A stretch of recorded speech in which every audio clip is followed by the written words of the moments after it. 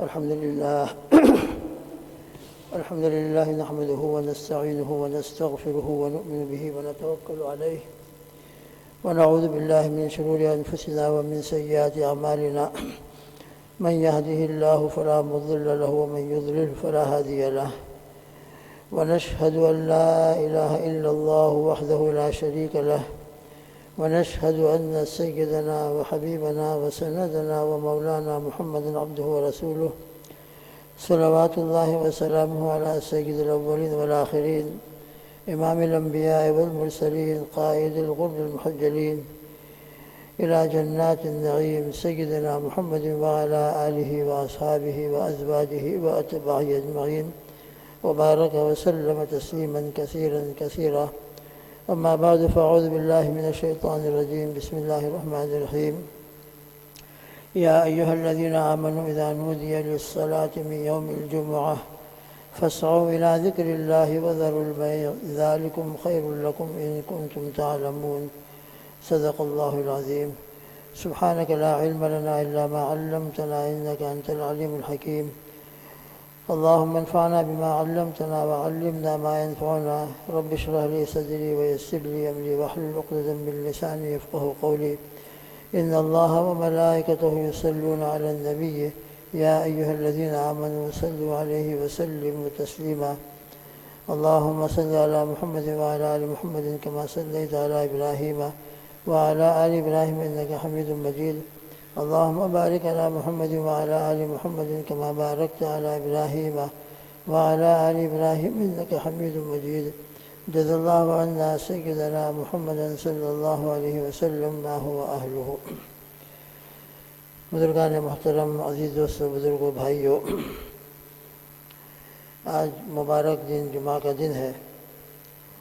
اس سے پہلے بھی کچھ جمعہ کے دن کے بارے میں ایک دو باتیں مذاکرے میں آئی ہیں.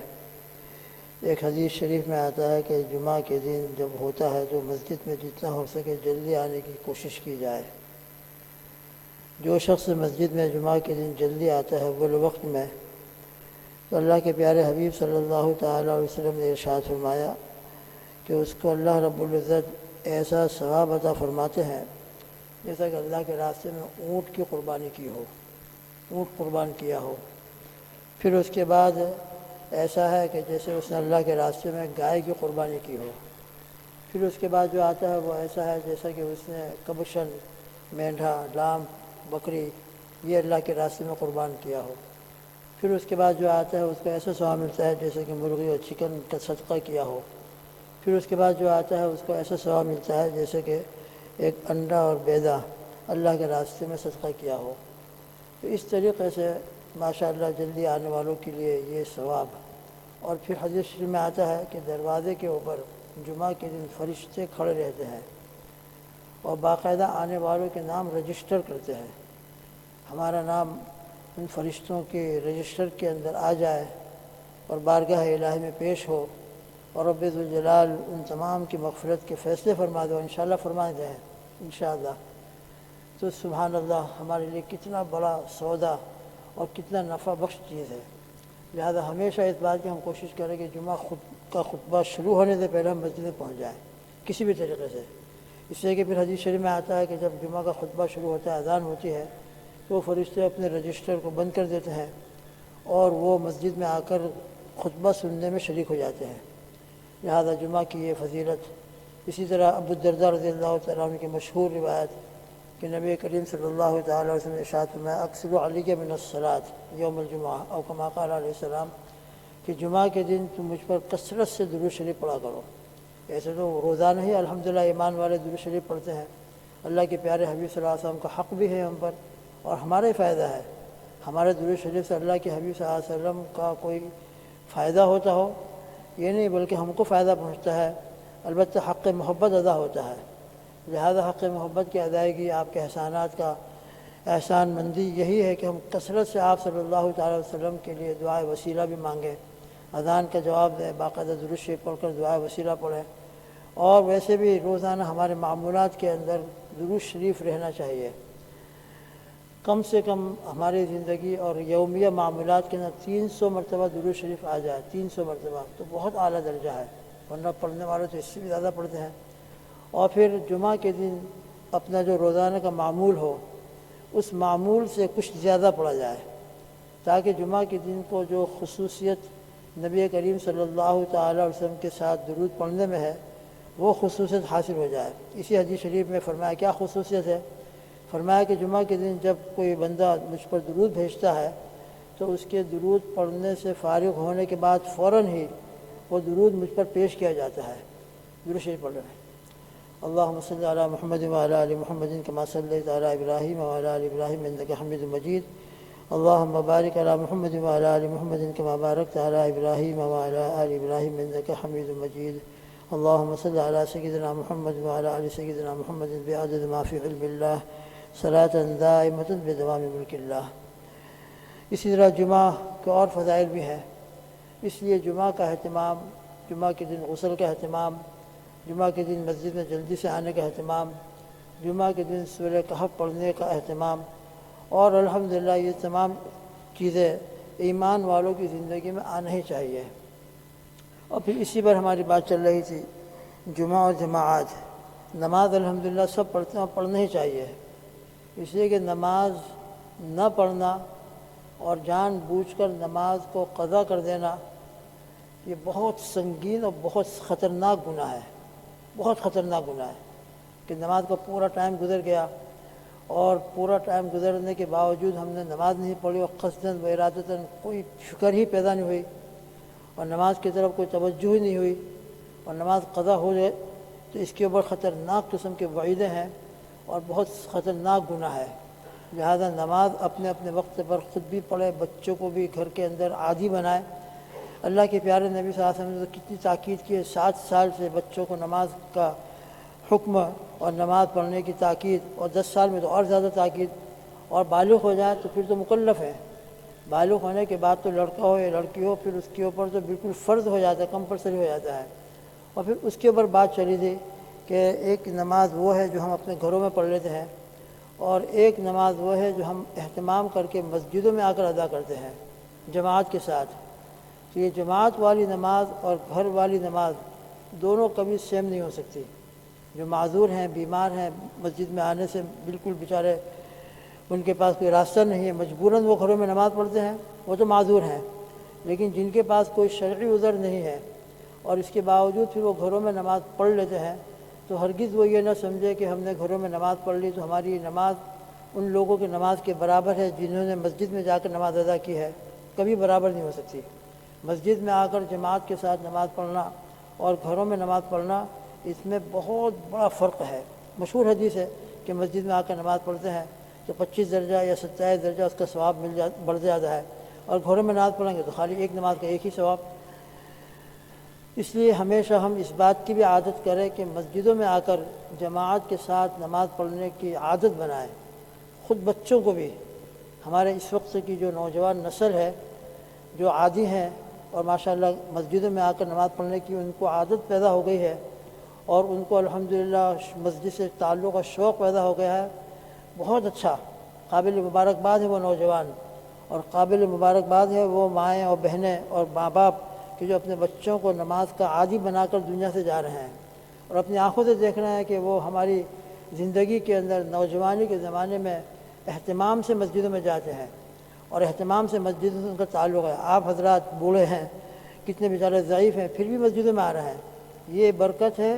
جوانی کے زمانے میں ہمارے ماں باپ نے ہم پر محنت کی اور ہماری فکر کی اور ہم کو مسجدوں سے متعلق کیا، مسجدوں کے ساتھ ہمارا تعلق قائم فرمایا اور خود ہاتھ پکڑ پکڑ کر مسجدوں میں لے گئے، اور اس کی برکت سے الحمدللہ مسجدوں سے ہم کو ایسا محبت پیدا ہوئی کہ بیچارے ضعیف ہیں اور کمزور ہیں لیکن پھر بھی فجر کی نماز میں بھی آتے ہیں، ماشاءاللہ فجر کی نماز کے اندر بھی چل چل کر آتے ہیں۔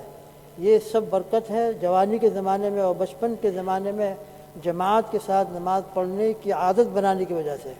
لہذا جیسی عادت انسان کو بچپن سے اور جوانی کے زمانے سے بن جاتی ہے تو انشاءاللہ پھر وہ عادت آخر تک قائم رہتی ہے اور پھر ان کو مسجد کے بغیر چین ہی نہیں آتا، بلکہ مسجد کی جماعت جب ان سے چھوٹتی ہے تو ان کی طبیعت کے اوپر اتنا اثر ہوتا ہے، اتنا اثر ہوتا ہے کہ جس کی کوئی انتہا نہیں۔ آج بھی الحمدللہ ایسے لوگ اللہ والے موجود ہیں کہ کسی اپنے عذر کی وجہ سے مسجد میں نہیں آ سکتے، ملاقات ہوتی ہے تو بس یہی کہتے ہیں کہ مسجد میں نہیں پہنچے، اس کی ہم کو فکر غم کہ ہم مسجد میں نہیں آ سکتے. اب پہلے ماشاءاللہ مسجدوں میں آتے تھے، اب مسجدوں میں آنے سے ہم معذور ہیں اپنی بیماری کی وجہ سے اور دوسرے اعذار کی وجہ سے. تو یہ فیلنگ اور یہ غم اور یہ رنج اور مسجد کے چھوٹنے کا قلق اسی وقت ہوتا ہے کہ جب انسان جوانی کے زمانے سے اور اپنے بچوں کو ہم جوانی کے زمانے سے مسجد سے متعلق کر کے جائیں. آج الحمدللہ مسجد میں ہم آ رہے ہیں. ہمارے والدین اللہ ان کو غریق رحمت فرمائے اور ان کی قبروں کو انوارات سے منور فرمائے. ہم مسجدوں میں جماعت کے ساتھ نماز پڑھ رہے ہیں، یقین جانیں کہ انشاءاللہ ان کی روحوں کو اس کا ثواب پہنچ رہا ہے. آپ چاہے پہنچائیں نہ پہنچائیں، انشاءاللہ بچوں کو جب ہم عادی بنا دیتے ہیں، بچوں کے اوپر محنت کر کے ان کو دیندار بنا دیتے ہیں. اس لیے وہ حدیث جو مشہور ہے کہ انسان کا جب انتقال ہو جاتا ہے تو انتقال کے بعد اس کا نام اعمال بند ہو جاتا ہے، الا من ثلاثۃ، مگر 3 عمل ایسے ہیں کہ اس کے انتقال کے بعد بھی اس کو اس کا ثواب پہنچتا رہتا ہے.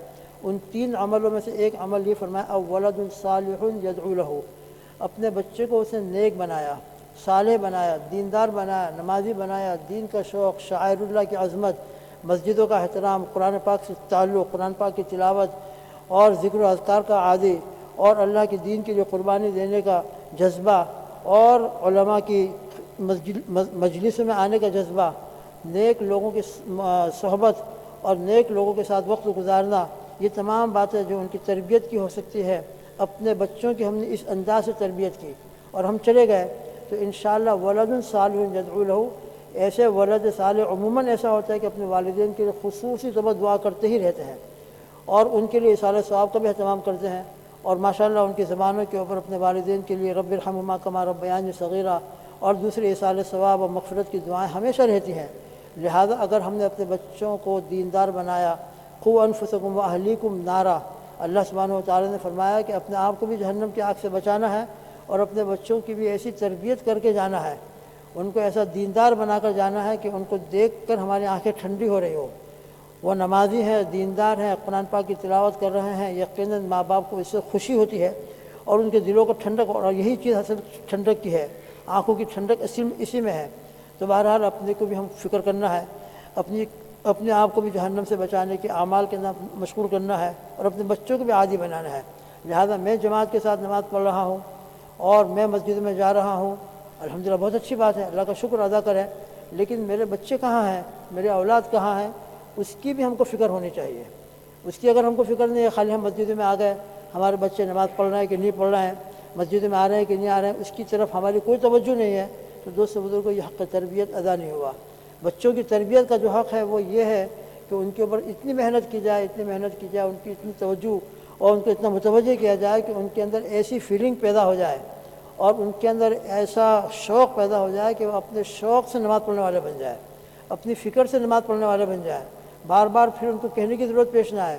ایسا ان کے اندر دین کا جذبہ، آخرت کی فکر، موت کی تیاری کی فکر ایسی پیدا ہو جائے. اللہ ہم سب کو اپنی تربیت کی بھی توفیق عطا فرمائے اور اپنے بچوں کی تربیت کی بھی توفیق عطا فرمائے. گزشتہ عبداللہ بن مسعود رضی اللہ عنہ کے ایک حدیث کا تذکرہ شروع ہوا تھا کہ عبداللہ بن مسعود رضی اللہ عنہ فرماتے ہیں من سرہ ان یلقى غدا مسلما، جو شخص اس بات کو پسند کرتا ہو کہ وہ آئندہ کل یعنی روز محشر میں قیامت کے دن اللہ سبحانہ و تعالیٰ سے مسلمان ہونے کی حالت میں ملاقات کرے، تو عبداللہ بن مسعود رضی اللہ عنہ فرماتے ہیں کہ اس کے لیے لازم ہے فلیحافظ علی هذه الصلوات الخمس حیث ینادی بہن، ان 5 نمازوں کو اس جگہ پر جا کر ادا کرنے کا اہتمام کرے جہاں ان نمازوں کے لیے اذان دی جاتی ہے. اور سب جانتے ہیں کہ اذان مسجدوں میں ہوتی ہے، لہذا مسجدوں میں آ کر ان 5 نمازوں کا جو اہتمام کرے گا، حفاظت کرے گا، محافظت کرے گا، انشاءاللہ ثم انشاءاللہ اس کی برکت سے وہ اللہ سبحانہ و تعالیٰ سے جب قیامت کے دن ملاقات کرے گا تو ایمان اور اسلام کی حالت میں ملاقات کرے گا. اور سب چاہتے ہیں کہ ہم ایمان کے ساتھ دنیا میں رہیں، ایمان کے ساتھ موت آئے، ایمان کے ساتھ ہمارا حشر ہو، اور میدان محشر کے اندر ایمان کے ساتھ ہمارا نامہ اعمال جب تولا جا رہا ہو تو ایمان کی برکت سے ہمارے نامہ اعمال کا نیکی کا پلڑا بھاری ہو جائے، سب چاہتے ہیں. تو فرمایا کہ حیث ینادی بہن، یعنی جہاں ان کے لیے اذان دی جاتی ہے، مراد مسجد ہے، مسجد میں آ کر نماز باجماعت ادا کرو. 5 نمازیں، خالی فجر، ظہر، عصر، مغرب نہیں، بلکہ فجر اور عشاء. یہ بھی فجر اور عشاء کے تو خاص طور پر اور بھی فضائل ہیں، عصر کی بھی فضائل ہے. تو خیر بہرحال فرمایا. پھر اس کے بعد فرماتے ہیں فإن اللہ شرع لنبیکم سنن الہدیٰ، اللہ سبحانہ و تعالیٰ نے تمہارے نبی صلی اللہ تعالیٰ وسلم کو سنن ہدا عطا فرمایا ہے، بہت سے ایسے کام، بہت سے ایسے طریقے، بہت سے ایسی چیزیں، بہت سے ایسے اعمال عطا فرمائے ہیں جو سراسر ہدایت کی چیزیں ہیں، جو سنن ہدا ہیں۔ انسان ان کو اختیار کر لے گا تو انشاءاللہ ہدایت کے اوپر قائم رہے گا، اور ہدایت اس کی زندگی میں قائم اور باقی اور استقامت کے ساتھ رہے گی۔ پھر اس کے بعد فرماتے ہیں وَإِنَّهُنَّ مِن سُنَنِ الْهُدَى، نمازوں کو با جماعت پڑھنا یہ بھی سنن ہدا میں سے ہے۔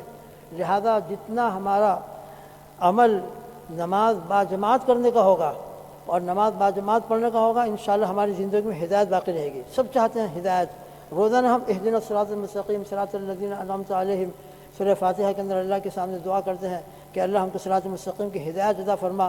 تو ہدایت کی روزانہ ہم دعا کر رہے ہیں، تو ایک طرف دعا بھی ہو تو ایک طرف جن چیزوں کو سنن ہدا فرمایا گیا ہے ان سنتوں کو، ان طریقوں کو ہم اختیار کریں گے تو انشاءاللہ اللہ سبحانہ و تعالی ہمارے لیے ہدایت کے راستے قائم فرمائیں گے، ہدایت کے دروازے کھولیں گے اور ہدایت کو استقامت عطا فرمائیں گے۔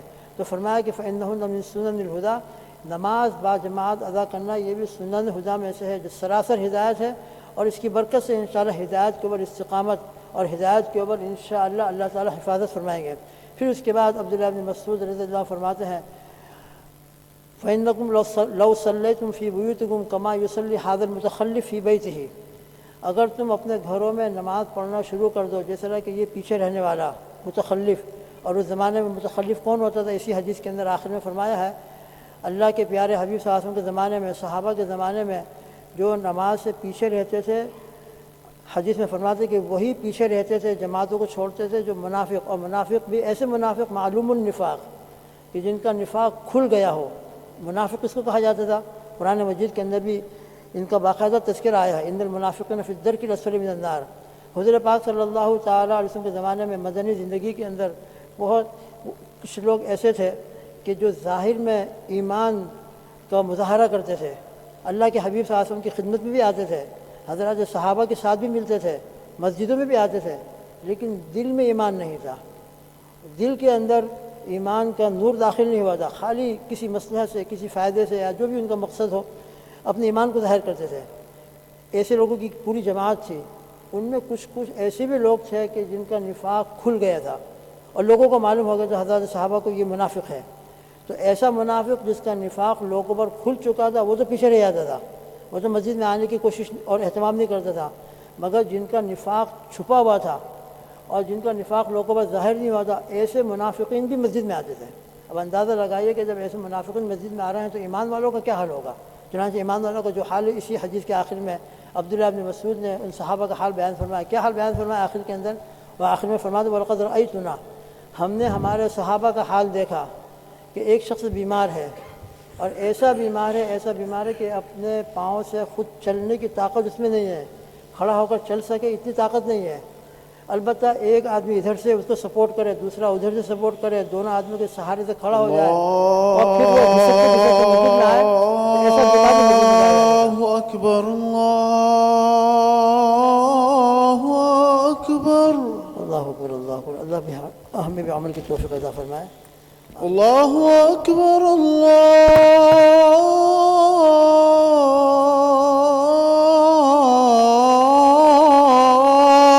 اکبر، اشہد ان لا الہ الا اللہ،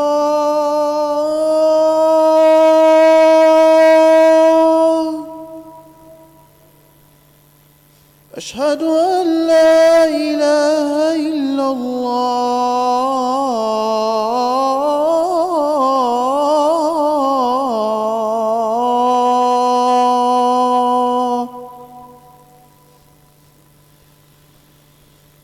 اشہد ان محمد رسول اللہ،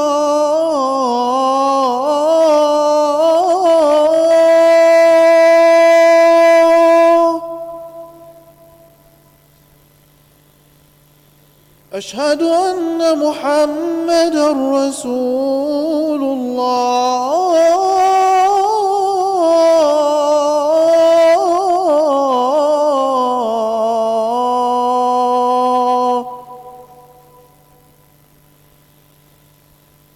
حی علی الصلاة،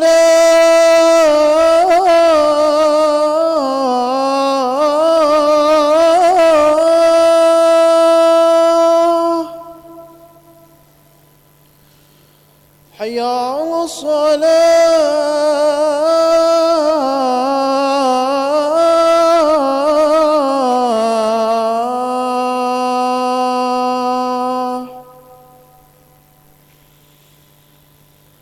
حي على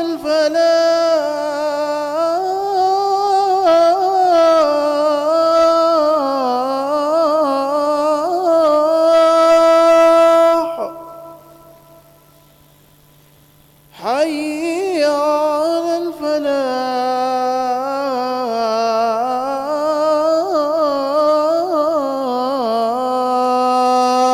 الفلاح. الله أكبر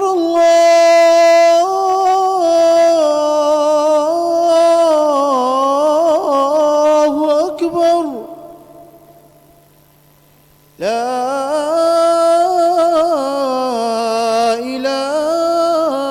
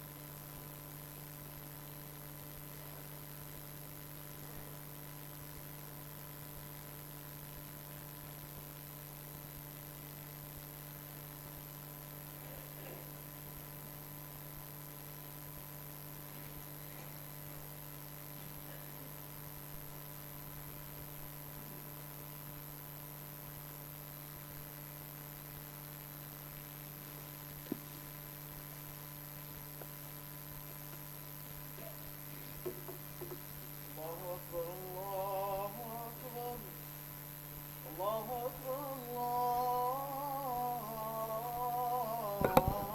الله أكبر أشهد أن لا إله إلا الله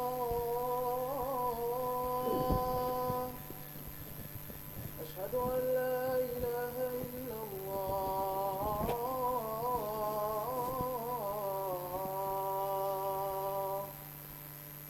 أشهد أن محمدا رسول الله أشهد أن محمدا رسول الله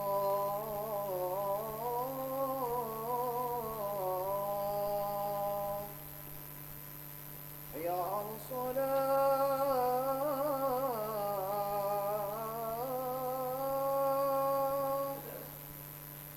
حي على الصلاة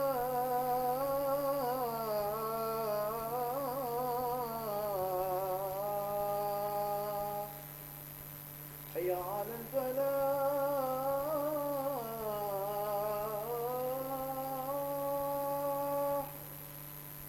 حي على الفلاح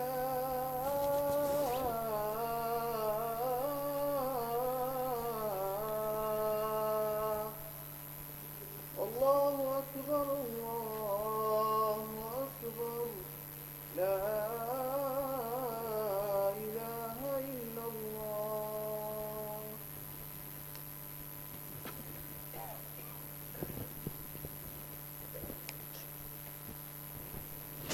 الحمد لله الحمد لله الذي عم على الخلائق لطفه والإحسان وهدانا إلى طريق شكره تفضلا على الإنس والجان.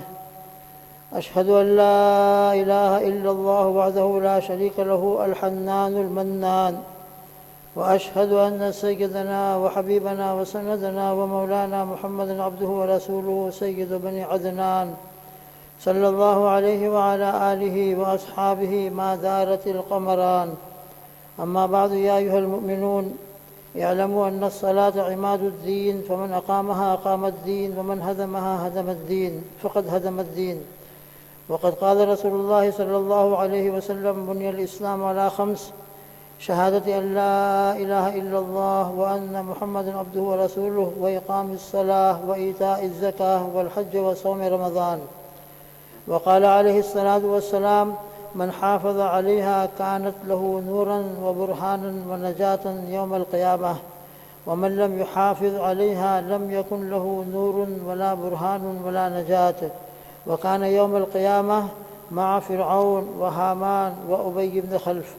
وقال عمر رضي الله تعالى عنه: إن أهم أمركم عندي الصلاة، فمن ضيعها فهو لما سواها أضيع. وقال عليه الصلاة والسلام: بين العبد وبين الكفر ترك الصلاة. وقال عليه الصلاة والسلام: العهد الذي بيننا وبينهم الصلاة، فمن تركها فقد كفر. أعوذ بالله من الشيطان الرجيم. حافظوا على الصلوات والصلاة الوسطى وقوموا لله قانتين. بارك الله لنا ولكم في القرآن الحكيم، ونفعنا وإياكم بالآيات والذكر الحكيم. إنه تعالى جواد كريم ملك بر رؤوف رحيم، فاستغفروه إنه هو الغفور الرحيم.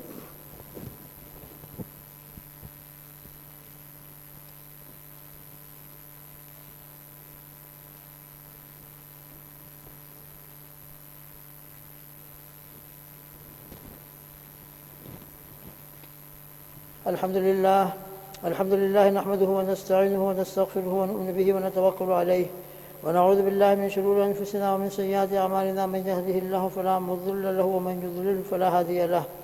ونشهد أن لا إله إلا الله وحده لا شريك له، ونشهد أن سيدنا ومولانا محمدا عبده ورسوله الذي أرسل بالحق بشيرا ونذيرا بين يدي الساعة.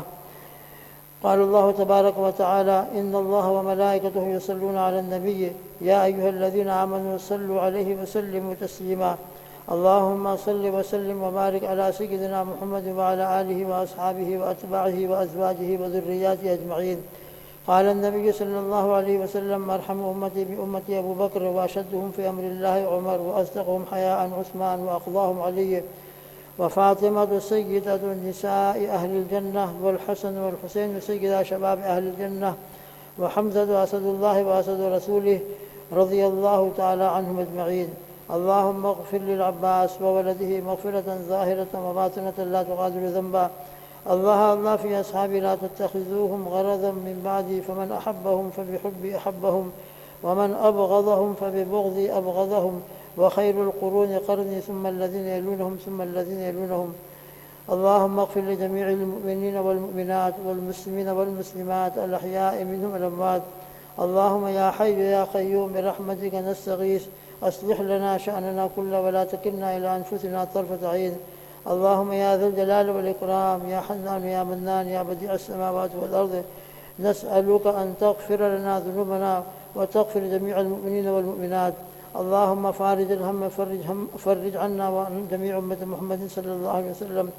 اللهم يا شافي الأمراض اشف مرضانا. اللهم يا هادي اهدنا واهد أبناءنا واهد نساءنا واهد أطفالنا، يا هادي لنا باهد الناس جميعا. اللهم إنا نسألك من خير ما سألك منه نبيك سيدنا محمد صلى الله عليه وسلم، ونعوذ بك من شر ما استعاذ منه نبيك سيدنا محمد صلى الله عليه وسلم، وأنت المستعان وعليك البلاغ، ولا حول ولا قوة إلا بالله العلي العظيم. اللهم انصر من نصر دين سيدنا محمد صلى الله عليه وسلم واجعلنا منهم، واخذل من خذل دين سيدنا محمد صلى الله عليه وسلم ولا تجعلنا معهم. عباد الله رحمكم الله، إن الله يأمر بالعدل والإحسان وإيتاء ذي القربى وينهى عن الفحشاء والمنكر والبغي يعظكم لعلكم تذكرون. اذكروا الله يذكركم وادعوه يستجب لكم، ولذكر الله تعالى أعلى وأولى وأعز وأجل وأهم وأتم وأقوى وأكبر.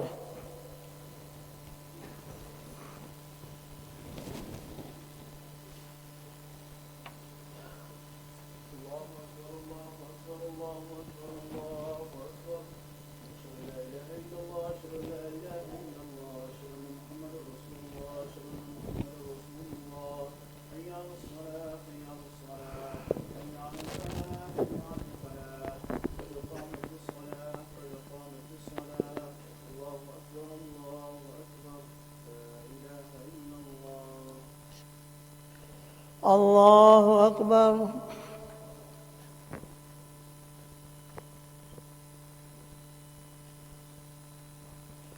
الحمد لله رب العالمين، الرحمن الرحيم، مالك يوم الدين، إياك نعبد وإياك نستعين، اهدنا الصراط المستقيم، صراط الذين أنعمت عليهم غير المغضوب عليهم ولا الضالين.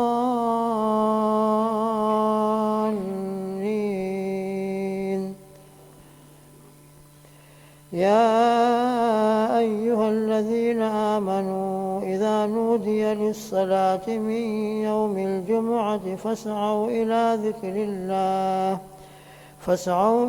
ذكر الله وذروا البيع، ذلكم خير لكم إن كنتم تعلمون. فإذا قضيت الصلاة فانتشروا في الأرض وابتغوا من فضل الله واذكروا الله كثيرا لعلكم تفلحون. وإذا رأوا تجارة أو لهوا انفضوا إليها وتركوك قائما، قل ما عند الله خير من اللهو ومن التجارة والله خير الرازقين. الله أكبر.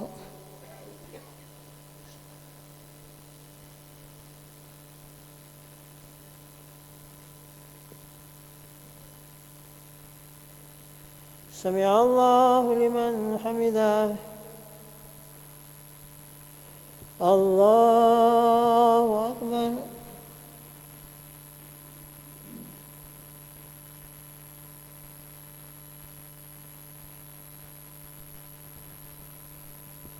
الله أكبر. الله أكبر.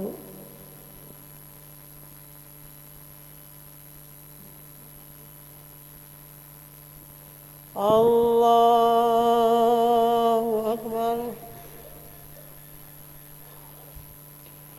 الحمد لله رب العالمين الرحمن الرحيم مالك يوم الدين إياك نعبد وإياك نستعين اهدنا الصراط المستقيم صراط الذين أنعمت عليهم غير المغضوب عليهم ولا الضالين.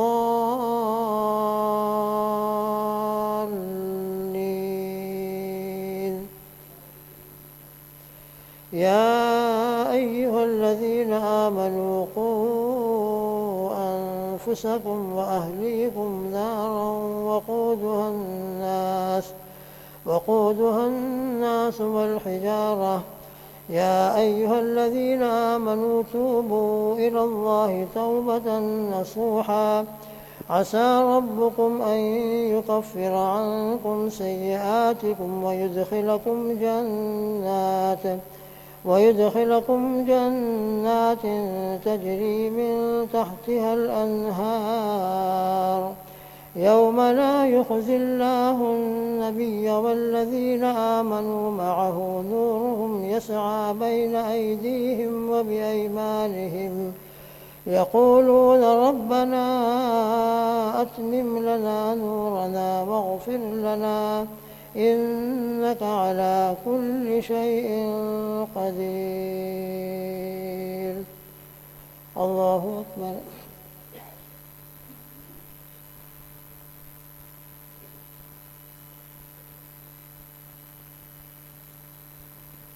سمع الله لمن حمده. الله أكبر.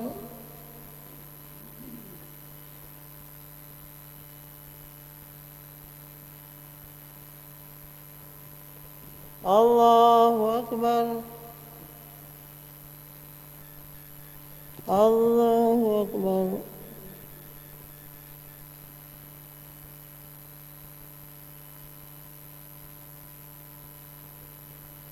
الله أكبر.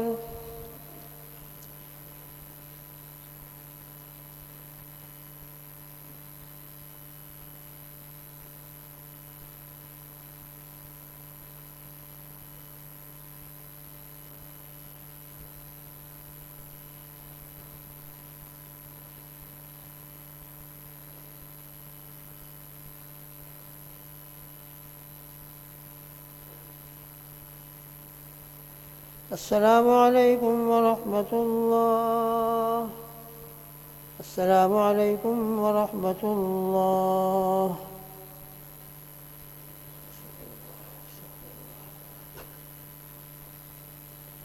بسم الله الرحمن الرحيم. الحمد لله رب العالمين والصلاة والسلام على سيدنا محمد وآله وأصحابه أجمعين.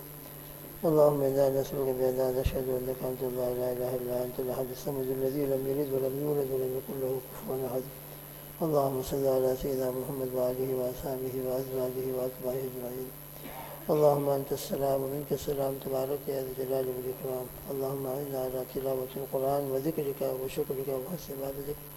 اللهم اغفر لنا وارحمنا واهدنا وارزقنا واجبرنا وعافنا واعف عنا. اللهم لا مانع لما أعطيت ولا معطي لما منعت ولا ينفع ذا الجد منك الجد. اللهم إنا نسأل. اللهم اغفر أمة محمد صلى الله عليه وسلم. اللهم ارحم أمة محمد صلى الله عليه وسلم. اللهم اشف مرضانا وارحم موتانا يا الله. فاطر السماوات والأرض أنت ولينا في الدنيا والآخرة. توفنا مسلمين وأهلكنا من الشهداء والصالحين. اللهم إنا نسألك من خير ما سألك منه نبيك سيدنا محمد صلى الله عليه وسلم، ونعوذ بك من شر ما استعاذ منه نبيك سيدنا محمد صلى الله عليه وسلم، وأنت المستعان وعليك البلاغ ولا حول ولا قوة إلا بالله العلي العظيم.